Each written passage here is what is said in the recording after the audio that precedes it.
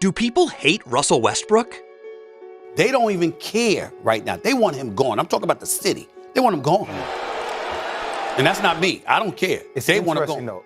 Well, the media and some fans might want him gone or even retired, but you'd be surprised at how NBA players really feel about Russell Westbrook. You think he and KD got beef? Well, listen to this. You know, when he's retired, people are going to really tell the truth about how they feel about his game. Right now, it's a fun thing to do is to make a joke out of Russ, but he you know, the way he's been playing is since he got with the Clippers, showed everybody who he really is. I feel like the only people to do that, too, is the people who don't know basketball. Fact. You know what I'm saying? And don't know what it's like to compete. I know for me, Russ is one of my closest friends. You know what I'm saying? And so people that do that and talk crazy probably wish they could be in that situation. Now, if that's surprising, then stay till the end to see what others, including certain legends, have said about Dangerous.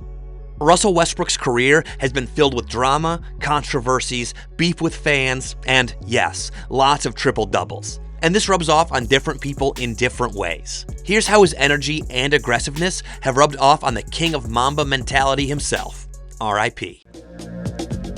Have you run into anybody playing today, younger players, that have that same fire, that same passion that you have for the game? Westbrook plays mean. Oh, with a vicious slam. He played mean like I did, with an aggression. Much the way I play. Yeah, I've never seen a guy get triple-double as many times as he has in a season. Yeah, it's pretty outrageous. You know, what he's been able to do all year long. Seems to fly underneath the radar because of the stuff that they're going to state and what they're doing as a team. But he's having a historical season himself. And, he's probably the most athletic player I've ever played against. Playing against Kevin and Russell last time, you feel like you're leaving the league in good hands now with these two? No question about it. The league is filled with young, talented players, competitive players that really love the game, care about the game. No doubt about it. How many similarities do you see between you and Russell Westbrook? A ton. I didn't smile much on the court either. You know, so but he plays the game with such an energy, such an aggressiveness. I think it needs to be appreciated. He's not out there trying to be cute with the basketball. He's not out there trying to make friends. These guys are playing hard every time down. It takes a lot of energy to be able to do that. He just never seems to run out of it. With so much love for Westbrook coming from an LA legend like Kobe, it might be surprising how quickly they came for him at the Lakers. But it's not surprising if you remember what happened to Magic and the advice he gave to Russ. Time happened in 1984. They gave you a nickname. Right. Tragic Magic. Even after 2 finals MVP. Right. Even after going to all those finals, that's right. This is what they bestowed upon you. If Russell Westbrook was sitting down right here, what advice would you give him? First, take accountability. Okay. That's number one. Okay. If I don't play well, say I don't play well. Right. You know, when I didn't perform well in '84 against the Celtics, right. I admitted that. I took accountability. Right. I said, hey, I didn't perform well. I was the reason why the Lakers lost that series.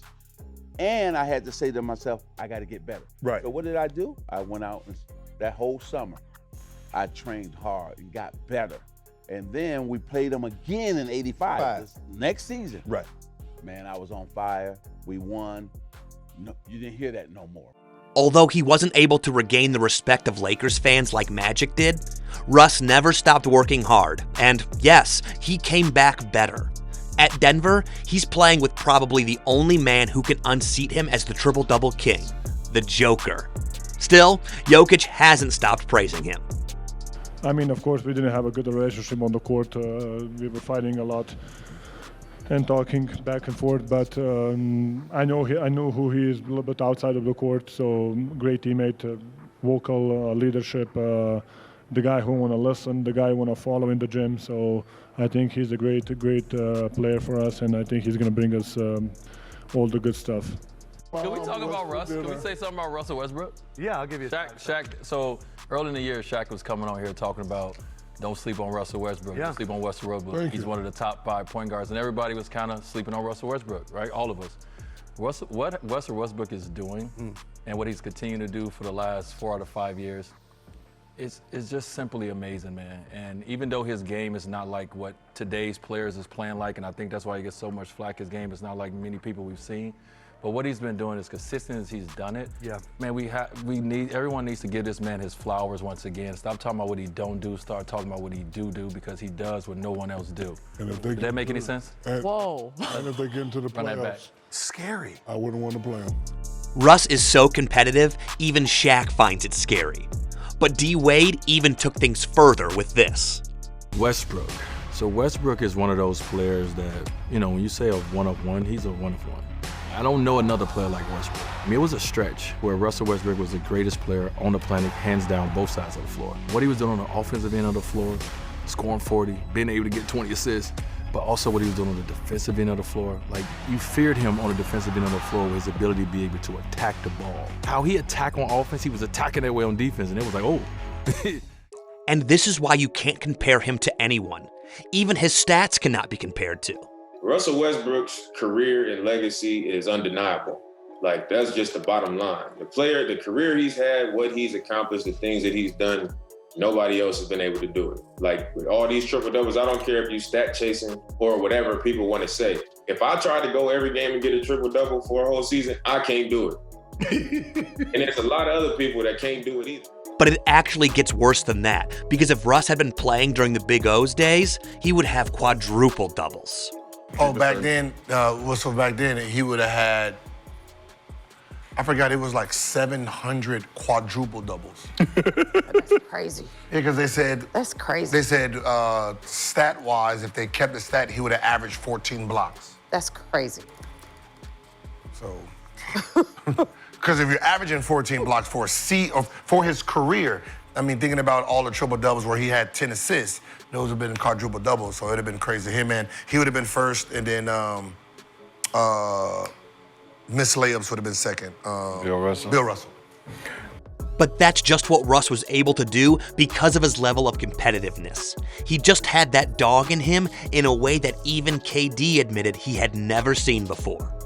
Because playing with Russ, and I never seen somebody jump that high or run that fast or be that explosive ever in anything in my life. You know what I'm saying? And to see that up close every night and know that he has a physical advantage over every point guard he playing against, I had the utmost confidence walking into every game. I'm like, my man is coming to go hard on all y'all. On everybody. And I know it. Y'all don't know it yet, but he going hard on everybody. Like, for real. He back down to the point where it's like, yo, chill for a second, big homie. You know what I'm saying?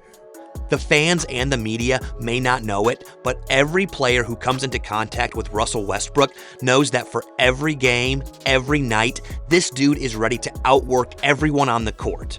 And Jordan loves to talk about it. Just his body control, how he passed, what he was willing to take on even in an open gym. I was like, wow, this kid's going to be amazing. So when people ask me, they go, who do you think is going to be a breakout guy that nobody really knows about? I go, that's the easiest question I'm going to answer all year. It's Russell Westbrook. So Darren Collison went down. I think he sprained his MCL. Russell took over, I think, for the first, it was like dozen or a little bit less games, played point guard, and then he just took off. He just took off after that. He's like the Energizer Bunny, man. He doesn't get tired.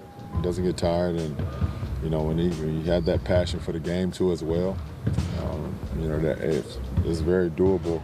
But how durable are we talking about here? Well, Chuck thinks he's even more durable than the GOAT, Michael Jordan himself. And let me tell you something. I've been in this thing for 30 years. I've never seen a player give maximum effort every single night like him. And I'm played against the greats. Wait, even Jordan? Even Jordan didn't play as hard as Russell Westbrook does. And Michael's the greatest of all time. But this guy gives maximum effort every single play, every single night. And that's just the truth.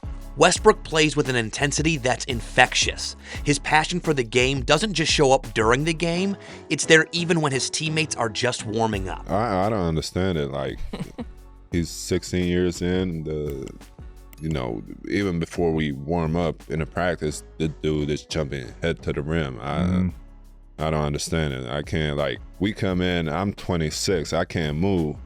I got venom around my back, my knees are hurting. I'm like, can't move until I warm up. And this dude, we don't even warm up.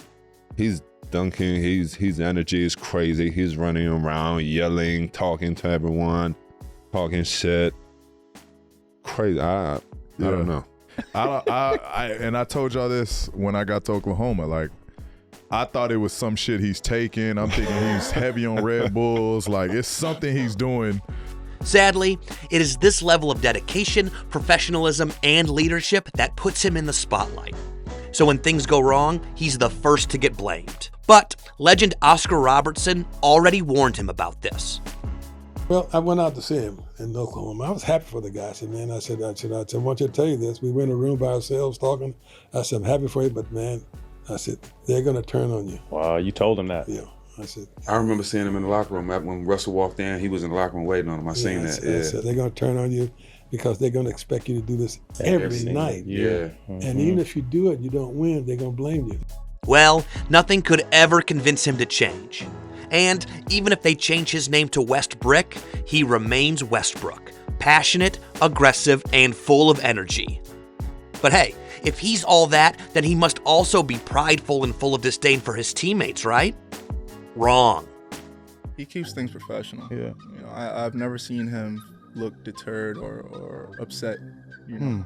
And especially for me, being with San Antonio and being from the outside in and being like, yeah, like Russ, like what's going on? Like, like he tripping, he doing this, he doing that. But to be with him, man, he's one of the hardest working dudes I've been around. And he's probably one of the best teammates I've been around. You know, and that's something that I didn't even expect because of how much the media has influenced and you know, kind of showed what he was. Every single day, you know, he's asking how everyone is, whether it's after games and he sees my family, you know, he's talking to my family, inviting them to get some clothes or whatnot and hang out. So he's just a great guy. Usually the star players, they not but like they got a special relationship with maybe 3-4 guys. And then the rest is just like, oh yeah, that's my teammate. But Russ was like, that's my boy, that's my boy. Like everybody was his boy.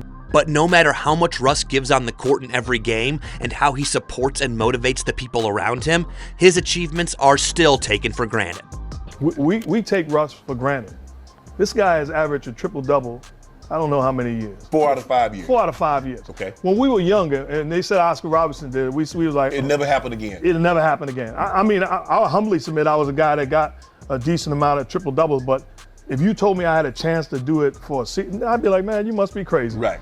But when it's all said and done, history will definitely be kind to Westbrook.